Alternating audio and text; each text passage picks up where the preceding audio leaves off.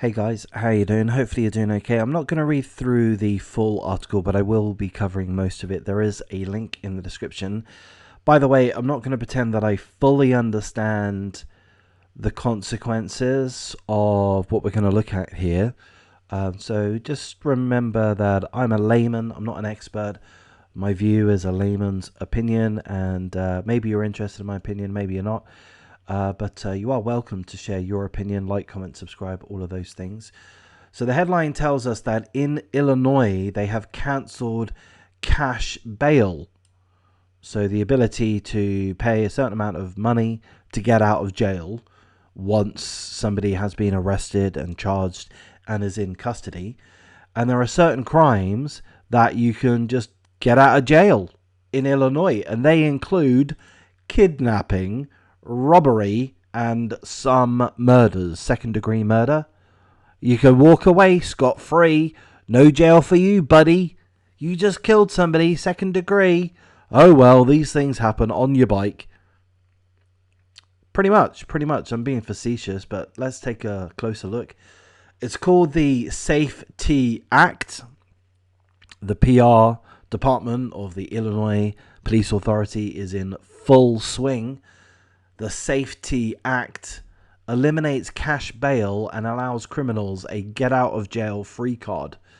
The criminal justice framework allows kidnappers, robbers, and arsonists to roam free until their court dates. So they commit a crime, they get caught by the police officers that risk their lives and cost the taxpayer all of the money. They get arrested and they don't get put in jail. All right, buddy, you burnt down the local school. Oh, that's not very good. Well, go home. We don't want you here. Just don't run away, please. And here's your court date. So don't do anything mean or nasty in the meantime. No more burning down buildings or kidnapping for you. Not over the next few months. Okay, buddy? I'm being facetious, but I mean, it's just a reflection on how ridiculous this law is, as far as I understand. Parts of the law went into effect in 2021, and the rest of it will be in effect January 2023. Is that going to mean that there's going to be more crime in 2023? Here's my opinion. Yes. A Chicago Democrat, Representative Justin Slaughter, who carried the bill. I believe that means they put forward the bill, they supported the bill, they handheld the bill up until the point that it got accepted by your lawmakers.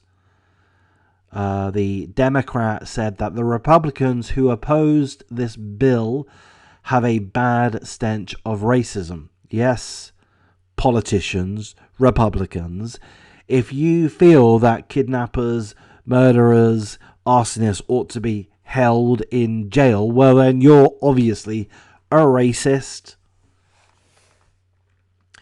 Many critics say that Illinois will become the crime capital of the nation and will soon be overrun by cartels. The Drug Enforcement Agency notes that Chicago already has a long history of organized crime, yes, dating back to Al Capone, and is home to numerous street gangs that use the illegal drug trade to build their criminal enterprises. Yeah, I listen to hip-hop. I'm aware of drill music, Chicago drill. I'm aware of Little Durkio, OTF.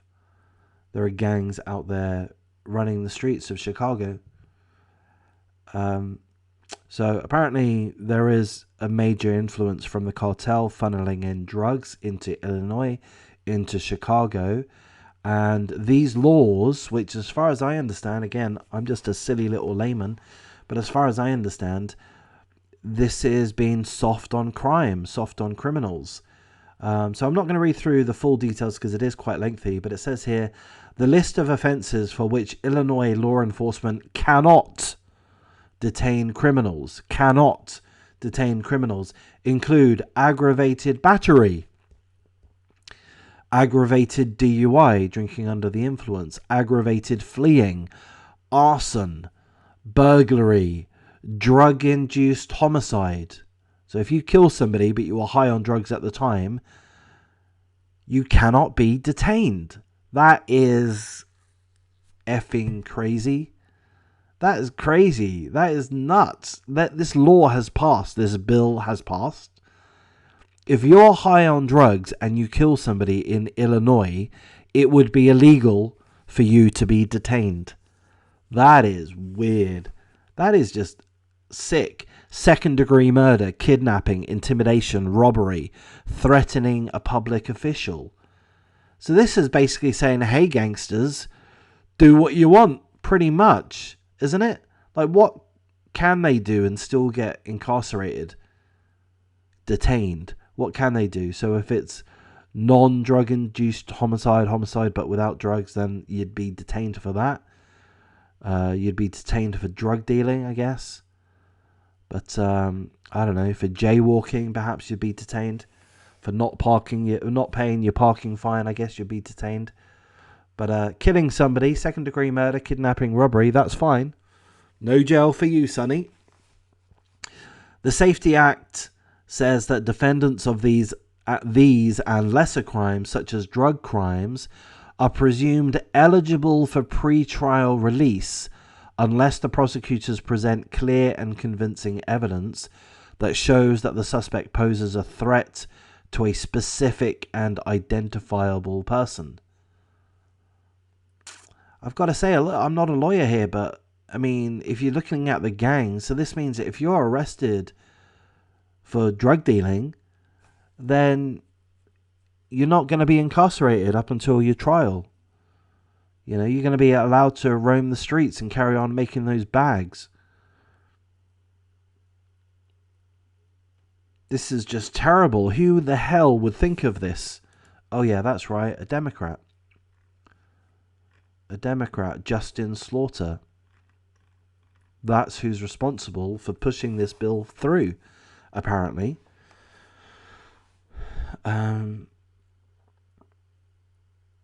Investigators, here it says, prosecutors will be required to actually request detention, and the state of Illinois is required to hold a hearing within 48 hours of apprehension to determine if the suspect should be released.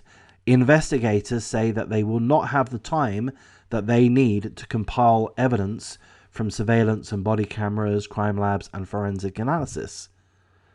Well, yeah, and we know that to be true. Common sense tells us that that is true. You know, the officers have got to sleep.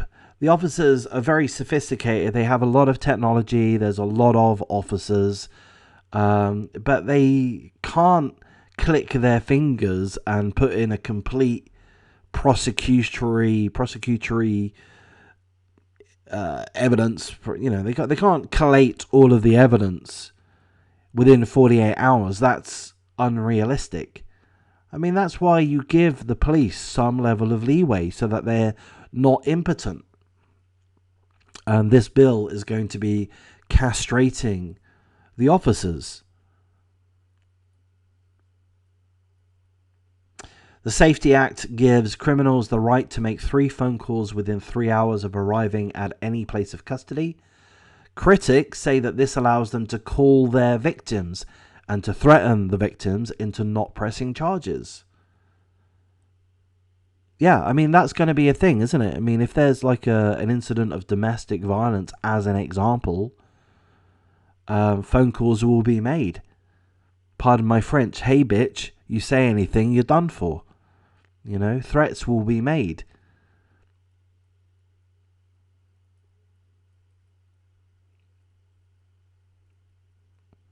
Instructions from gang leaders will be spread to the troops. It's giving too much power, too much control to the criminals. Way, way too much. I'm stating obvious facts.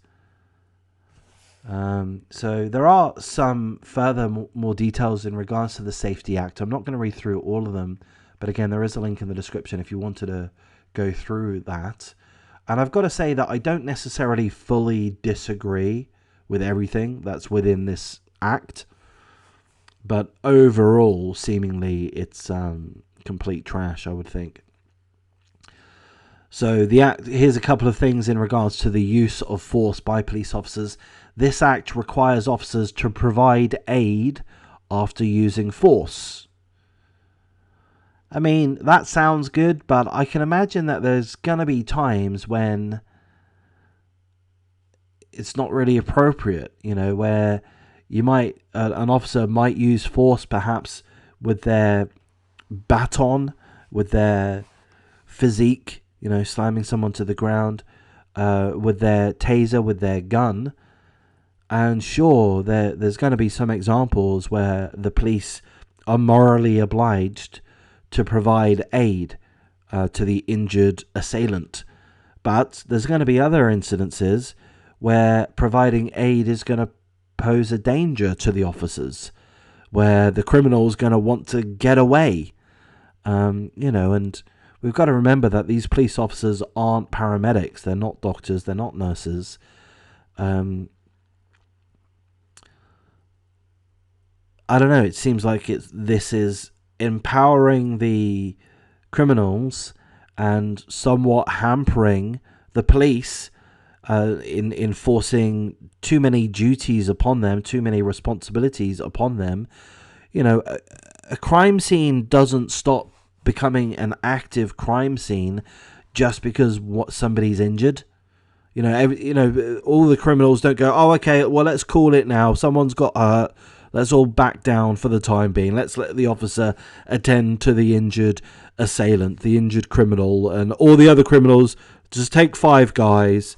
We'll just give the police officers their time to do what they need to do. They've got responsibilities too, guys. It's not going to work like that, is it? The other criminals are going to have a better opportunity to attack the officers if the officers are concentrating on attending to the injured party. This act requires officers to intervene if other officers use unauthorized or excessive force. Okay, so that's kind of reminiscent of the whole George Floyd thing. Can't say I hate that aspect, requiring officers to intervene if the other officers are being arseholes. I don't hate that. I mean, there is the risk that police have too much power. So this would be some means of self-policing, the police policing themselves. So I don't hate that point. Prohibits police access to any military equipment surplus program or purchasing specific types of equipment. And in principle, I don't necessarily hate that point either. I wouldn't want the police officers buying ninja stars for themselves. I don't know what they would be buying, but I would imagine that there are limits, that having some kind of limitations as to what the officers can arm themselves with, even if they arm themselves at their own cost. I can imagine that some limitations would make sense. But maybe I'm wrong. Maybe that's an infringement of the Second Amendment. I can imagine it probably is. Who are we to say that a police officer can't carry a certain piece of equipment if, legally they're allowed to do so? I don't know. It's a bit complex for me. I think I'll wrap things up at this point. As we can see, there are other aspects to it about body cameras, about making complaints about officers. So there are some aspects to this Safety Act which could actually be very, very good, very important. It could help tamper any level of corruption or bad behavior within the police department, which is a good thing. But I don't know. I mean, to an extent, you need to have your officers ready for war. You can't hamper them too much. You can't put them in the position that if they defend themselves or defend the community, that they're going to be fearful of repercussions, severe repercussions. So I don't know. My judgment is overall this is an absolute mess, but in particular regard to allowing criminals that commit this list here aggravated battery, aggravated DUI, arson, burglary, kidnapping, robbery, second-degree murder. Letting them go without detention is ridiculous, Illinois. You guys are pathetic. And you're just encouraging Illinois to be overrun by criminals, be that from the cartel or wherever else. So this is not a good thing. There might be certain aspects which could be arguably positive to implement, but overall it just seems reckless to me. But anyway, those are my rough thoughts as a bit of an idiot. What are your thoughts? Do tell me in the comments. I'm going to wrap things up. If I've done a half decent job, perhaps I have, perhaps I haven't. Please do like, comment, subscribe, and take care. Thanks.